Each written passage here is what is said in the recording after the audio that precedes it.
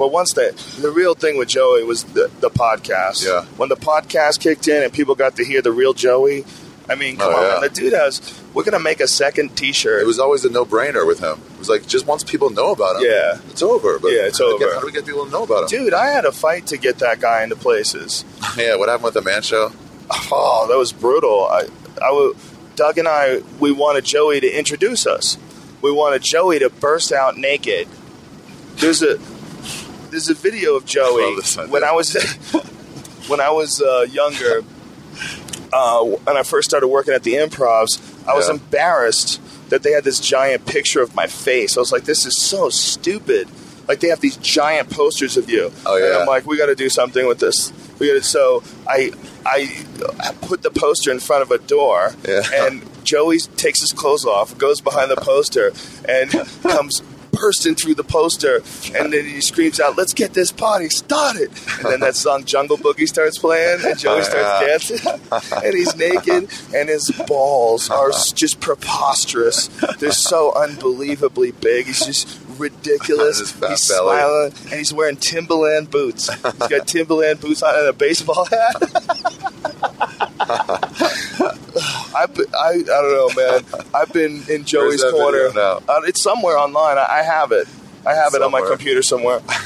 I've been in Joey's corner since, I don't know, man, the 90s. And you wanted to do that for the opening of the Man Show? Yeah, and they fought for it. I said I want him to be naked and just run out and introduce us. And they go, what about that says Man Show to you? That was what she said. I was like, it's going to be funny. She goes, how is that funny? She was crying. How is that funny? This is an executive. How is that funny? Like, I don't know how to trust me, it's funny. I go, it's just funny. It's Joey Diaz. It's funny. I got an opportunity to have one of the funniest guys in the world introduce every one of these episodes. You won't want to do it. You should have to prove that that's not funny. Yeah. So this is what we did. We had two intros. We had one with him and one without. The first one we did without him. Yeah. And it was nice big round of applause. Second one we did with it, and they went fucking ape shit. People stood up in the stands. But Joey is buck naked on stage, going, "Let's get this party started," and he's dancing. It's such a shock. Yeah, and he's introduced. Please welcome casual male nudity. Doug, stand up. And we run out, and we're howling, and Doug and I high five. It's the ultimate opening. It's the ultimate opening. It's the greatest opening ever. It would have been the greatest opening ever. That show was like 10 years before its time. Because if we did that show in like 2013 or 2014, and we did it entirely on the internet, it could still exist. It could be a funny show. If we figured out a way to get paid for doing it, or, pay for the actors and pay for people, writers and things along those lines, we had a lot of great ideas. They just never let us do them. They never let you go nuts. They never let us do what we were supposed to do. I remember you telling me that. You're like, they're not letting us do religious stuff. They completely lied to us about how the whole process was going to work to get me to do it. They just wanted to sign me on, and if they signed me on, they figured that Comedy Central would give them a good deal, and so they kind of bullshitted me. So the producers, they're basic. This is the exact wording. Swear and we'll bleep it out. Show some nudity, we'll blur it out. Like, just go nuts. Told you whatever. They literally told me that it would be good if we got sued. Really? Yeah. And so you're like, well, that sounds awesome. Yeah, so I'm like, well, this is perfect. Doug and I are in. Let's go. Let's go. We're going to go crazy. This is going to be fun. We're going to go nuts, man. But as soon as we got in, well, I said that's the only way I would do it. And I said it has to be stand-up. Yeah. I'm like, they had a list of guys, and I'm like, there's one guy. There's only one guy on your list. I go, it's Doug stand-up. They go, yeah. I go, yeah. I go, that's the you got an all-time great comedian in your lineup. And that has chemistry with and he's and I love him. Yeah. He's a great guy. So just the times hanging out with Doug and just chilling with him and just, it sounds like that'd be a perfect scenario. Yeah, we could have had the best time ever. There was two fuck-ups there. One of them was a big one on my part, was that I thought that I could do two TV shows at the same time. You really can't. You can't, man. Yeah, you can't. Well, it's just too much time. It's way too much time. You can't do it. You can't do two TV. And I'm not willing to not do stand-up, so I had to do that too.